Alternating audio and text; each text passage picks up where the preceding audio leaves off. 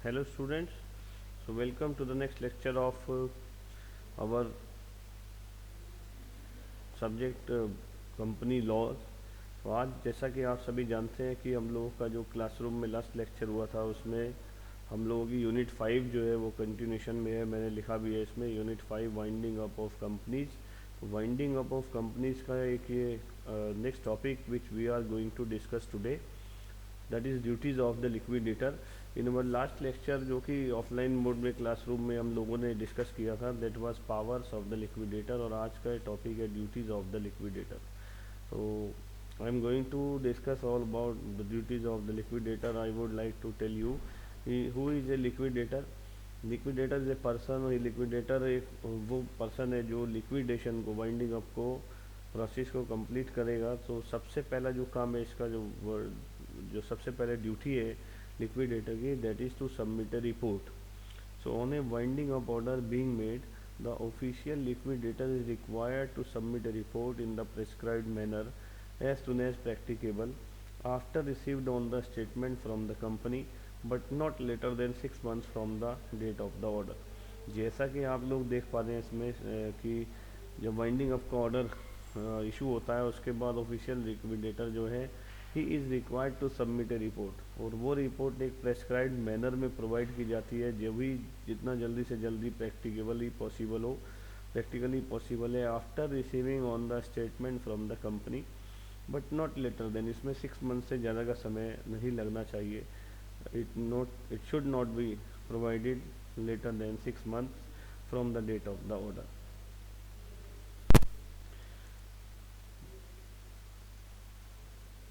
Next duty if desirable to submit additional report. तो अभी जो पीछे आपने देखा वो एक common simple report, but if it is required in view of the liquidator, तो he may submit an additional report.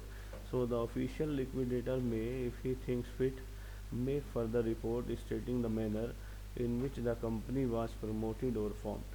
Further, if any fraud was committed by any person or officer in his promotion or formation, and any other matter which in his opinion it is desirable to bring to the notice of the tribunal। जैसा कि आप इसमें देख पा रहे हैं, I would like to discuss in Hindi also because दोनों section के स्टूडेंट्स जो हैं इस समय इस वीडियो को देख रहे हैं।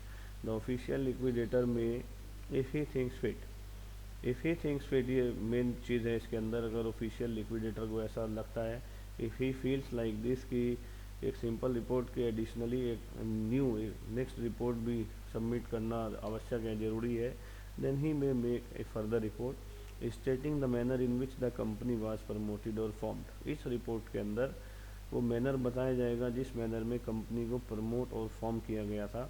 Further, if any fraud was committed by any person, और कंपनी के प्रमोशन और फॉर्मेशन के प्रोसेस में अगर किसी भी पर्सन के थ्रू कोई भी किसी भी तरह का फ्रॉड कमिट किया गया हो, और कोई भी ऐसा अदर मैटर एक्सेप्ट फ्रॉड जो लिक्विडेटर के ओपिनियन में ट्रिब्यूनल के नोटिस में लाना बहुत ज़रूरी है, then he may bring such matter to the notice of the tribunal.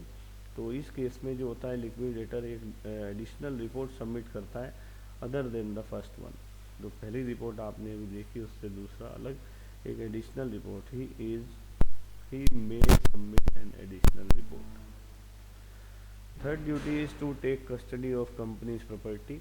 So after the winding up order has been made and the liquidator appointed, he shall take into custody all the property, effects and actionable claims belonging to the company।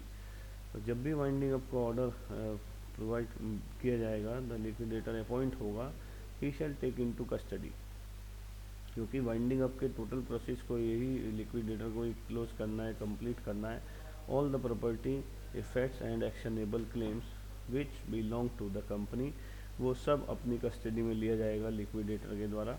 To appoint security guards to protect property of the company. Next point है कि security guards को appoint कर सकता है एक liquidator. The liquidator shall appoint security guards to protect the property of the company taken into his custody.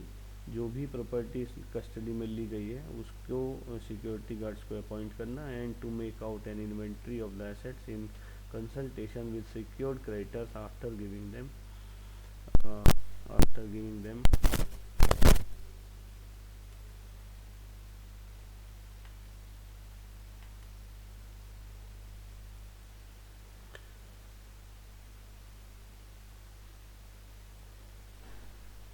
After giving them, जो भी ये सभी क्रेडिटर्स से कंसल्ट करके और सिक्योरिटी गार्ड्स को अपॉइंट करेंगे। Next is there to appoint valuers, chartered surveyors और चार्टर्ड अकाउंटेंट्स, कि ये इसके बाद जो है liquidator shall appoint as the case में बी वैल्यूअर्स, चार्टर्ड सर्वेयर्स और chartered accountants to assess the value of company's assets within 15 days after taking into custody of the property. जैसा कि आपने अभी पीछे पढ़ा है कि लिक्विडेटर सभी टोटल एसेट्स को अपनी कस्टडी में लेता है, तो कस्टडी में लेने के अंदर 15 दिन के अंदर अंदर द लिक्विडेटर शैल अपॉइंट, ये लिक्विडेटर किसी भी वैल्यूअर को, चार्टर्ड सर्वेयर्स को, चार्टर्ड अकाउंटेंट्स को अपॉइंट करता है कि वो कंपनी की उन सभी एसेट्स को इवेल्युएट करें and subject to such terms and condition as may be specified by the tribunal according to all those terms and conditions जो भी ट्रिब्यूनल के थ्रू स्पेसिफाई किए गए हैं। to give an advertisement inviting bids for sale of the assets of the company।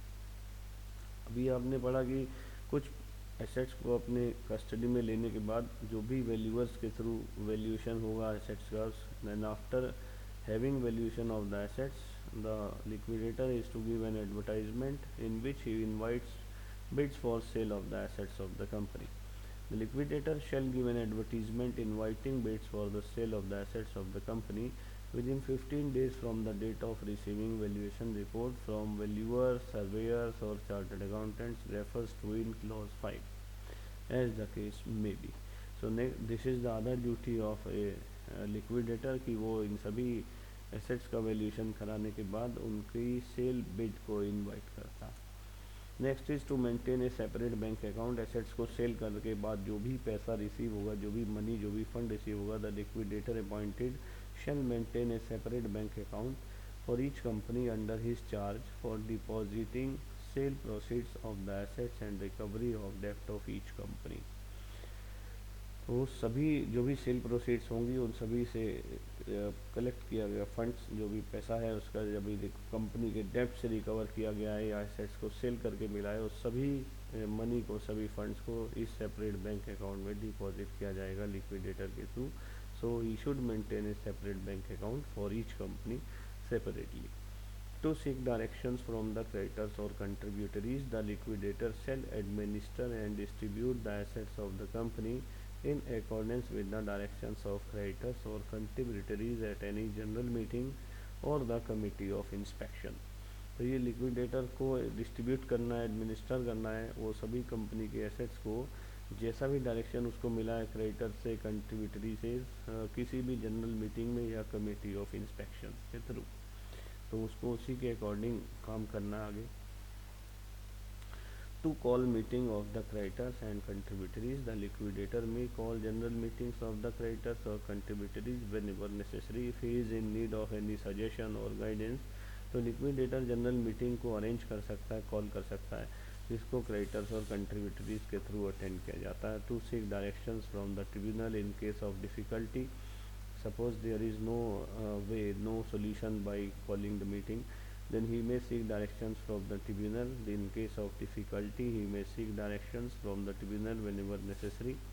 and there is next duty is there to maintain proper books, the liquidator shall maintain proper books of account in respect of all receipts and payments made by him in respect of each company and submit half yearly return of receipts and payments to the tribunal। हर 6 महीने के बाद इसको submit करना है tribunal के पास। So he should maintain, he has to maintain proper books of account in respect of all receipt and payments. Audit of accounts, the liquidator required to present from time to time the tribunal an account of receipt and payments as liquidator. Such account should be prepared at least once in each year in the prescribed form in duplicate and duly verified। The copy of the audited account shall be kept open for inspection by the creditors or contributaries or any other person interested। तो जो audit की report है, जो copy है, उसको open रखना होगा, inspection कोई भी कर सकता है, क्रेडिटर कर सकता है, कंट्रीब्यूटरी कर सकती है। So all these audited account should be kept open for the purpose of inspection by any creditor और contributory at any time. Appointment of committee of inspection, that is the most important major duty of a liquidator। The liquidator is required to convene within 2 months of the binding of order a meeting of the creditors of the company to form a committee of inspection Within 14 days of the creditors meeting, the liquidator is also required to call a meeting of the contributors to consider the decision of the creditors meeting. The liquidator is also required to call a meeting of the contributors to consider a decision of the creditors meeting. जो creditors meeting में decision लिया गया है वो उसी contributory meeting of contributors call किया जाता है जिसमें creditors के थ्रू लिए गए decision को कंसीडर किया जाएगा. But if the contributories do not agree with the decision of the creditor, लेकिन कभी कभी ऐसा होता है कि कंट्रीब्यूटरीज जो है they don't agree with the decision of the creditor, so the liquidator must seek the directions of the tribunal as the case may B.